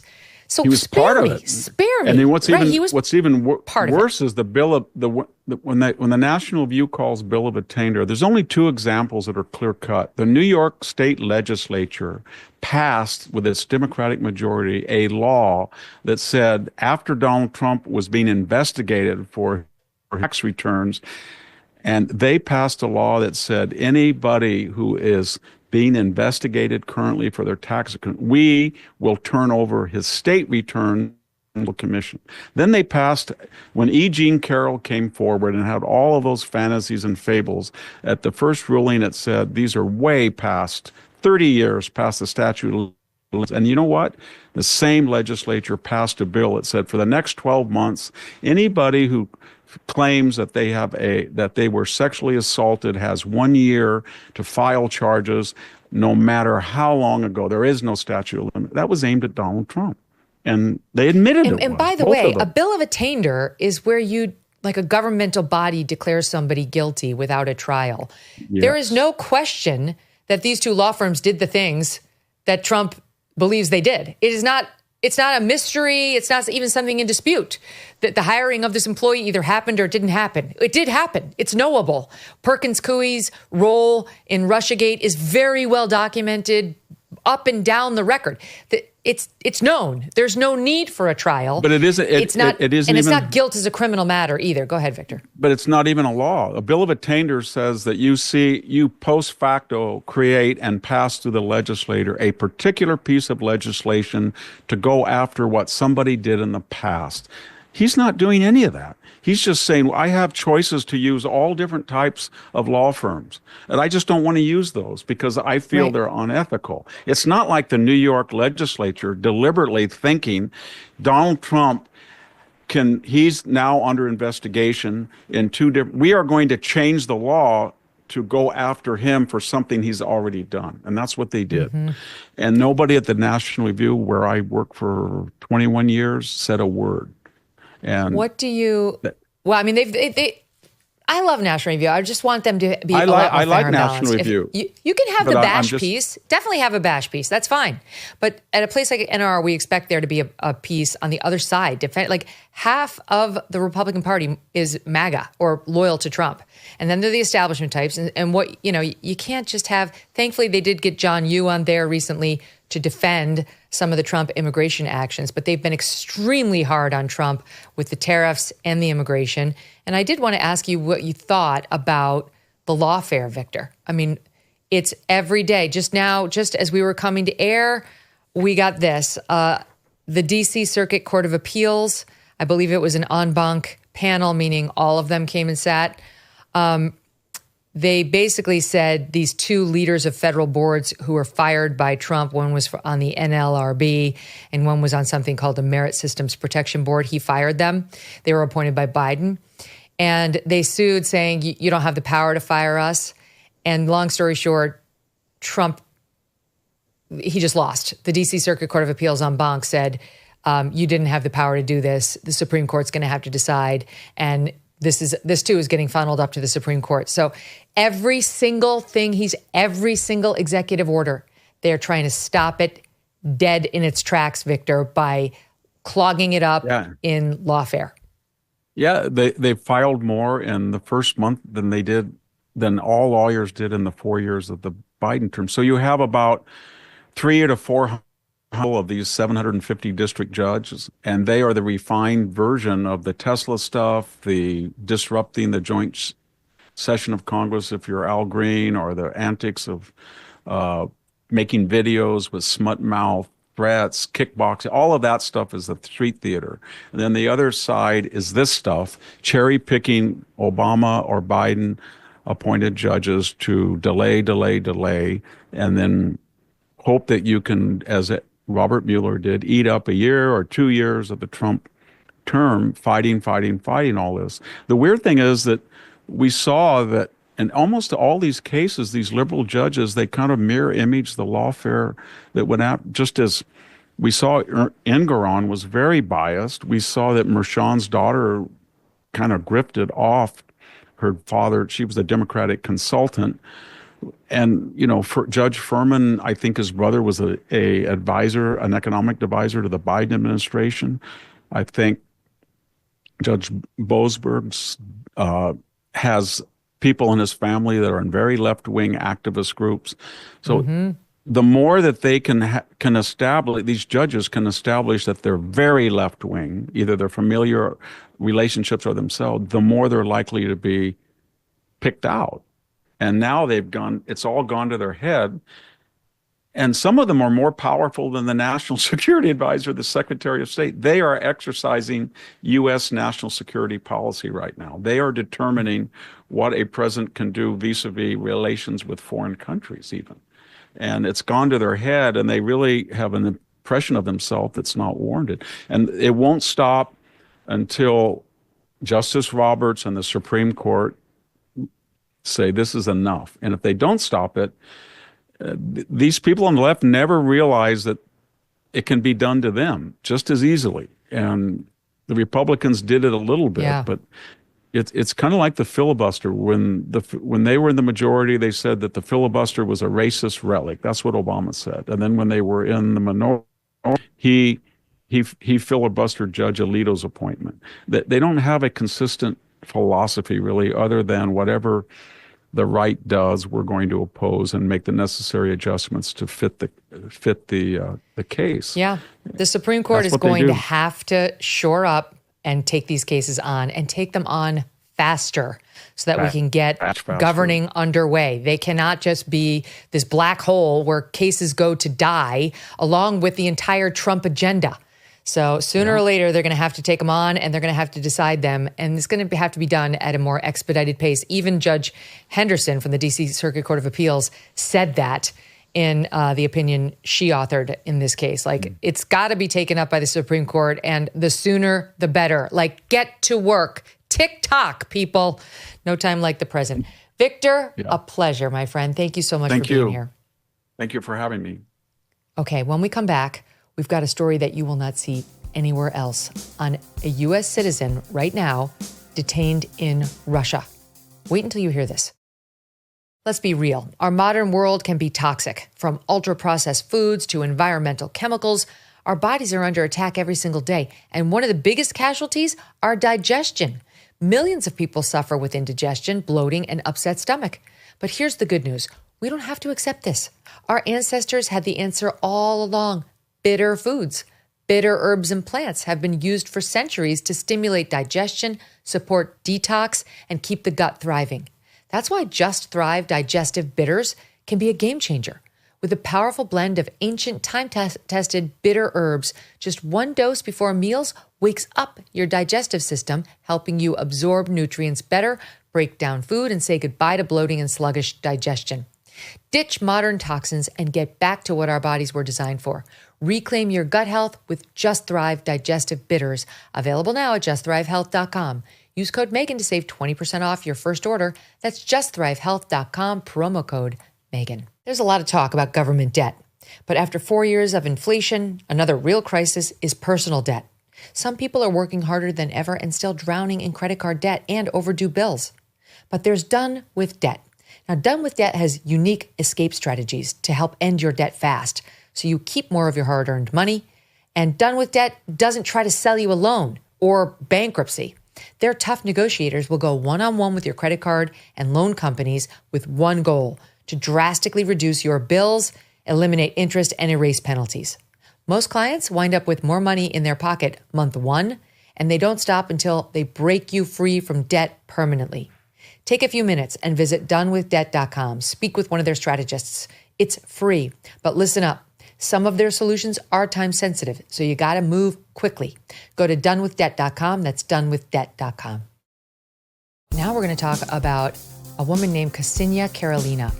She's a 33-year-old dual Russian-American citizen and amateur ballerina who has been wrongfully detained in Russia for almost 15 months, and wait until you hear how she's living.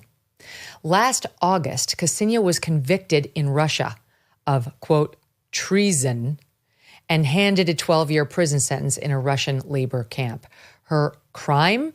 She donated $51.80 in 2022 while in America to a U.S.-based nonprofit that helps children and the elderly who have been impacted by the war in Ukraine.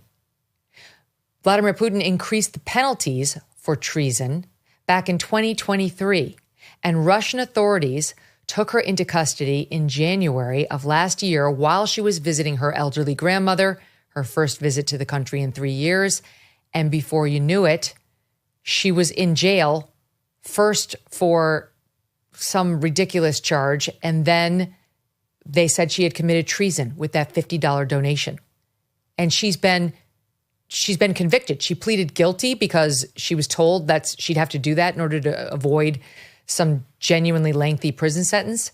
And so she did, thinking it would just be a slap on the wrist. She could get out of there over this $50. No, she's there a dozen years. She's been sentenced to a dozen years in a Russian prison. The State Department tells our show that the U.S. government has officially designated Ksenia as wrongfully detained. That's a good designation for her to get because it means they will work for her release. And now we believe the Trump administration is. But a source close to the situation tells us Ksenia is having numerous health problems as she endures reportedly horrific work conditions at a penal colony over 1,000 miles east of Moscow. Luckily, Ksenia has a fighter, literally fighting for her. It's her boyfriend, Chris Van Heerden. And Chris is a former international boxing organization welterweight champion who retired from the sport last year to work full-time on Ksenia's release. Here's a video he narrated at freeksenia.com. There's a proverb in the Bible that talks about making plans, but recognizing that God has the final vote. That is how I feel. I celebrated the past New Year's Eve while vacationing with my amazing girlfriend, Ksenia Karelina. She is who I've been waiting for my whole life. She's beautiful, funny, and adventurous. She sneaks food to our bulldog boots. She lights up every room with her energy and her optimisms. My Christmas gift to Ksenia was to pay for a trip to Russia. Maybe I thought that would make it go faster and she would be back home with me in Los Angeles sooner. But something intervened. I'm not sure it was God, but it was something. When the Russians found on her Venmo app that she had made a $51 donation to a US non-profit organization, she was told she was facing charges and could not leave the country. I'm appealing to the Russian government to be the responsible actor here. It was a mistake to arrest her. Please let her go. Show the world you are better than being afraid of my ballerina. Chris joins me now. Chris, thank you for being here. I'm so sorry this has happened to your love. So just to get the chronology right, It was 2022, she made this $51 donation. It was 2023 that Putin upgraded the penalties for treason, making it punishable by life in prison. So this was what we call ex post facto. After the fact of her alleged treason, which was the donation, he decided to make this crime punishable by life in prison. Then in January of 2024, she went over there completely not expecting any trouble from the Russian government. She's got dual citizenship, but suddenly found out she was very, very wrong about that assumption. So tell us how the trouble for her started when she got to Russia. Megyn, thank you for having me. And yes, the way you just explained it is exactly it. It's bogus. It's just blows my mind, these treason charges. I'll tell you what, we went to Istanbul. She wanted me to go with her to Russia to meet her parents. I didn't like the idea. I didn't like the idea of her going in the first place, but she convinced me. I'm a Russian citizen. I speak the language. I'm going to Yekaterinburg. It's not the main city. She convinced me that it's safe. And I bought that plane ticket. And I decided to go to Istanbul with her for New Year's. And from there, she'll go home. I'll come back to LA. And the flight from Istanbul to Yekaterinburg was 4 hours. My flight back home to LA was about 10. So I knew that by the time I get back in LA, she's already settled in. I'll have a message from her. Well, I got back to LA and I haven't heard a single word from Ksenia. I tried for about 6 hours that day, like trying to get all of her. Then out of nowhere, I got a message that simple message, sent me a message and it said, crazy. I've not yet seen my family. Speak to you later. And I replied and I said, oh, is everything okay? And I haven't heard from her again for about 6 hours. Then I received a phone call from a random Russian number. It was Ksenia in tears. I said, what's wrong? She explained to me that she was arrested, interrogated for 16 hours at the airport. I said, for what? And they said, well, I don't know. They took my phone. I was flagged, asked her a bunch of questions to the extent where they didn't want to give her water. They didn't want to give her food for 16 hours because they believed she's part of something bigger. And she said, I don't know what you want me to say, but I'm just here to visit my family. After 16 hours, they released her to her family, but held onto her cell phone. And that was the start of everything. That was the January 2nd. That was the start of everything. So he held onto her cell phone, and it was on her Venmo receipts that they saw she had made this donation while in America as an American citizen, to $50 to help children and the elderly displaced by the Ukraine war. And they said that that was in fact a $50 donation to pay for weapons? Yeah, you're right. So $51. After they took her phone, they sent her back to her family. So they released it to her family and they said, you're not allowed to leave Yekaterinburg. You will hear from us. And we now know within the 3 weeks from January 2nd till January 27th, they investigated every single thing on her cell phone. This is where they came across the Venmo, $51 on Venmo, charged her for treason, funding the enemy state. That's what she was charging for, funding the enemy state, buying weapons.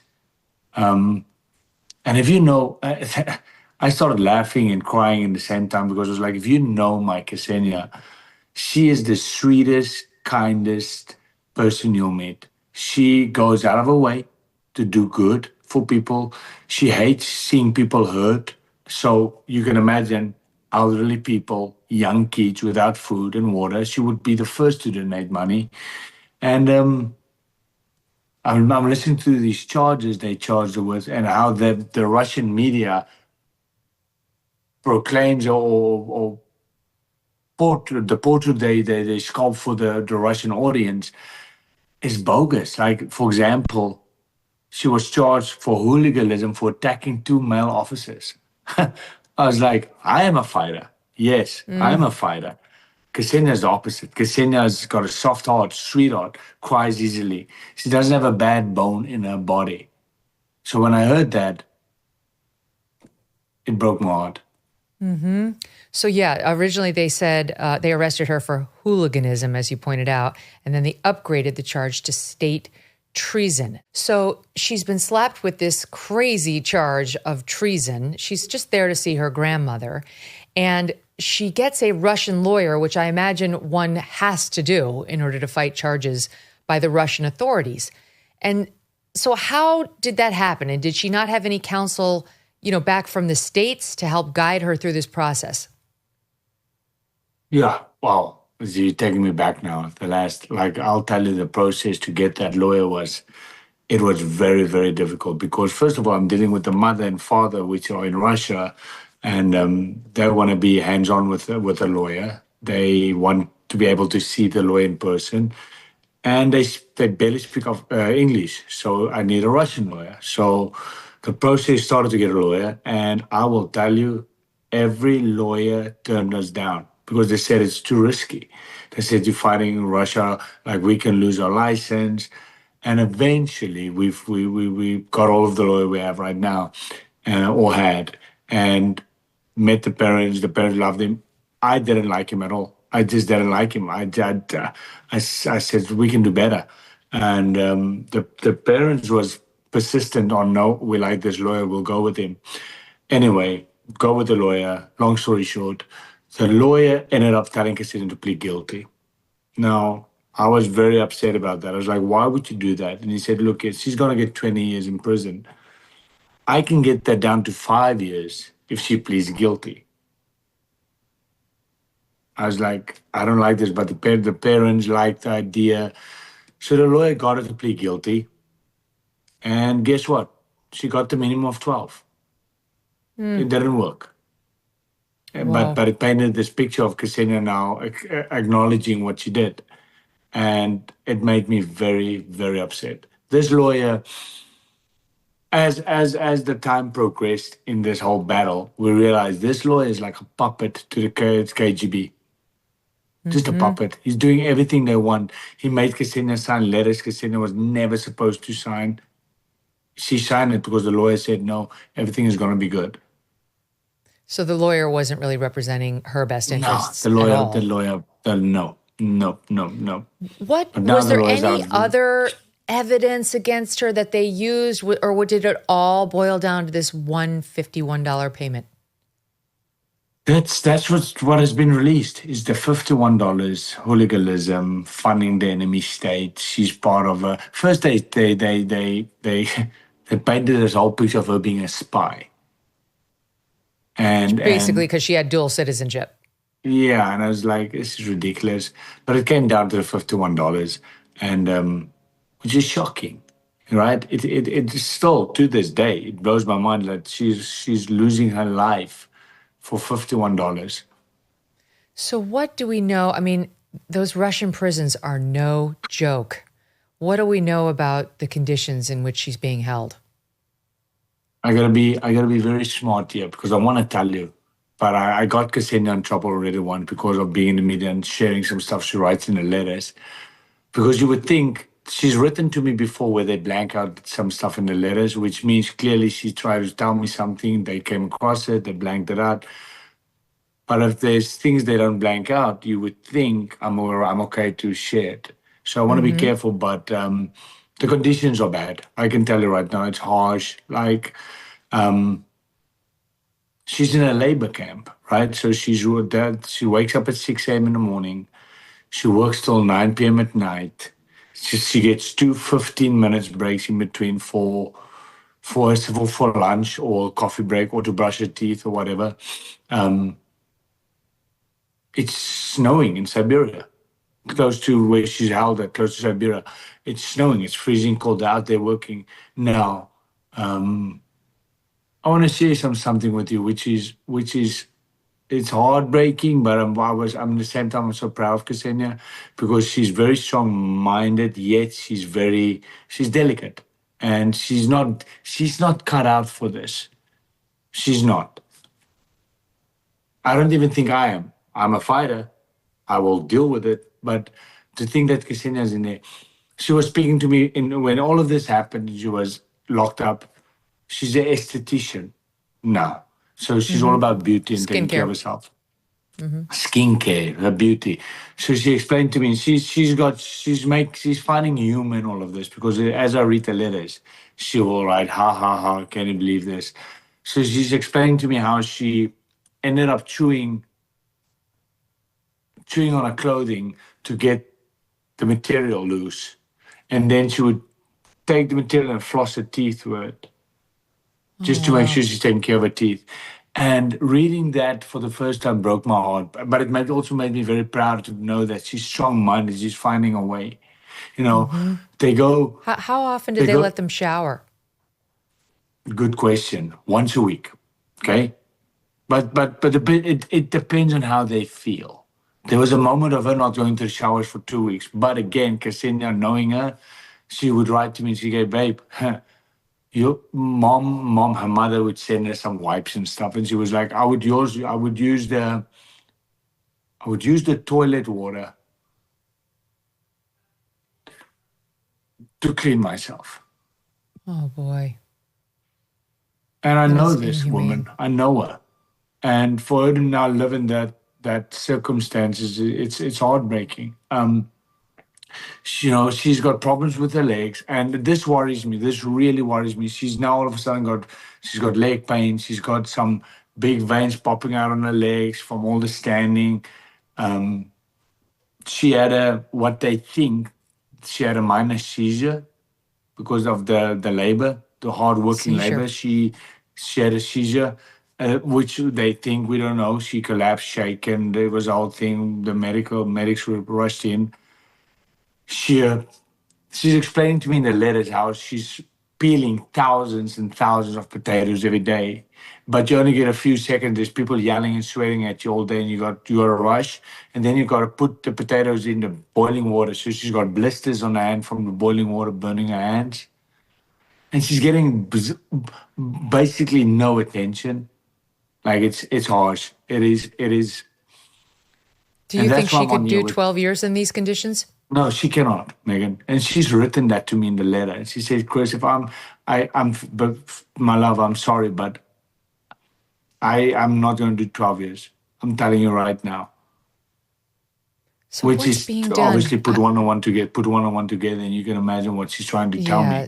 I know that you've tried to move heaven and earth. This is an incredibly difficult problem to solve, and the Biden you got the administration, designation under Biden that this is wrongful detention, which was good. They were not going to give it to me. They were not going to give it to me. I can tell you right now. Why? The Biden administration was not going to give me that wrongful detention. Working with the Biden administration, now I want to bring this across. First of all, I want to say I'm grateful that I got that wrongful detention under the Biden administration. But there's only a handful of people in that Biden administration that I have a lot of respect for, and one of them is Roger Carstens. He was an amazing man, trying everything to help me get Ksenia out, but he was limited as far as what he could do. I was fighting to get this wrongful detention. I mean, you have to meet. I've been in this game now. I call it a game, but it's because I realize it's a political game for the US and Russia. It's just a game. It's someone's life. It's Ksenia's life, but it's really just a political game.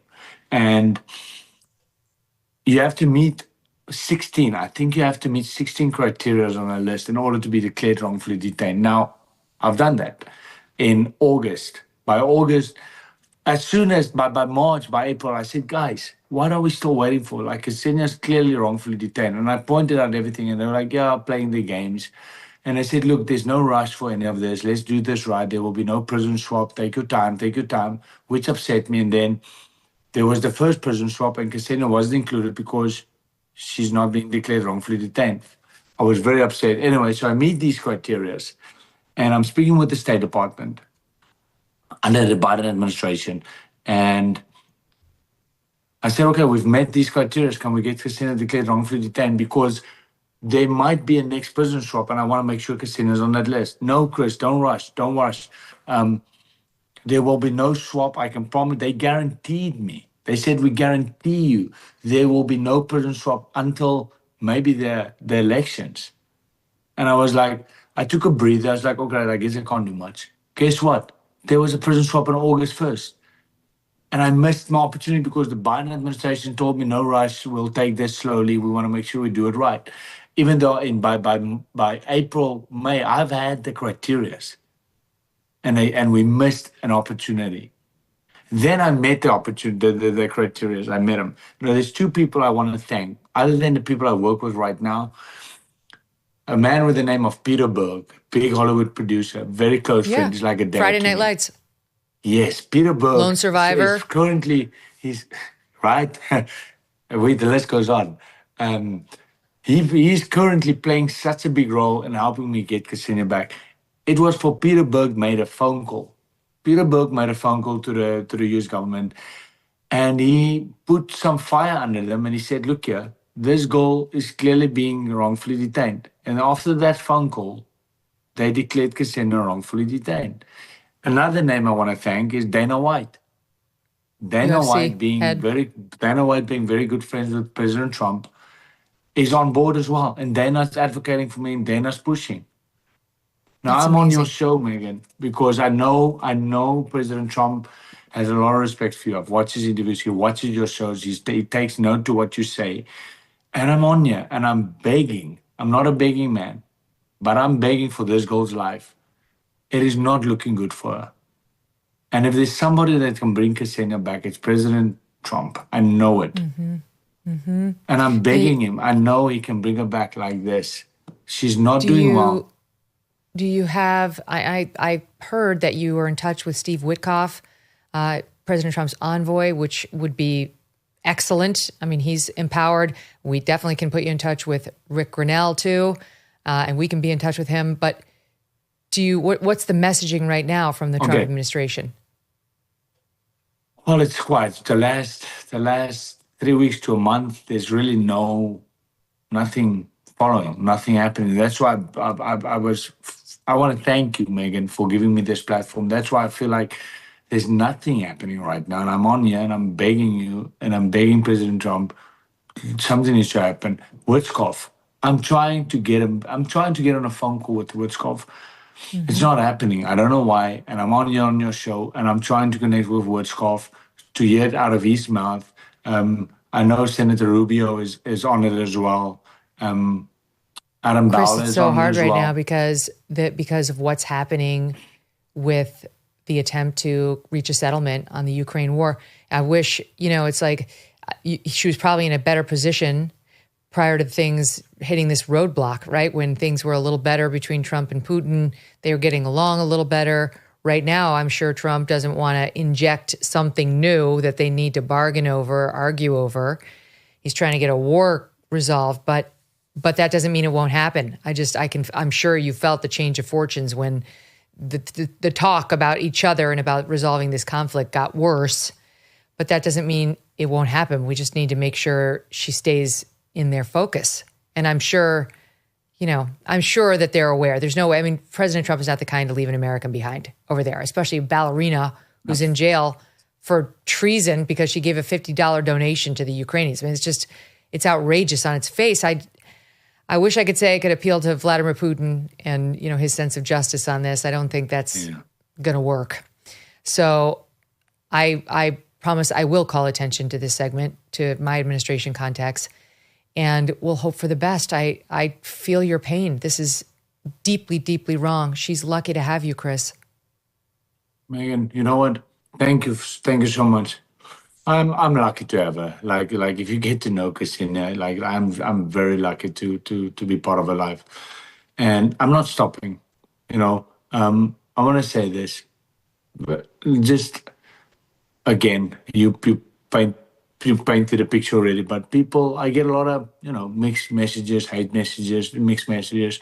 She gets what she deserves. No, I just want to remind people that Ksenia is a normal human being. Loves her friends, loves her families. She'll put them above everything.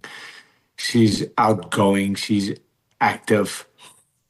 She's being charged for treason for something she did as an American citizen in the United States in 2022. That millions of Americans have done.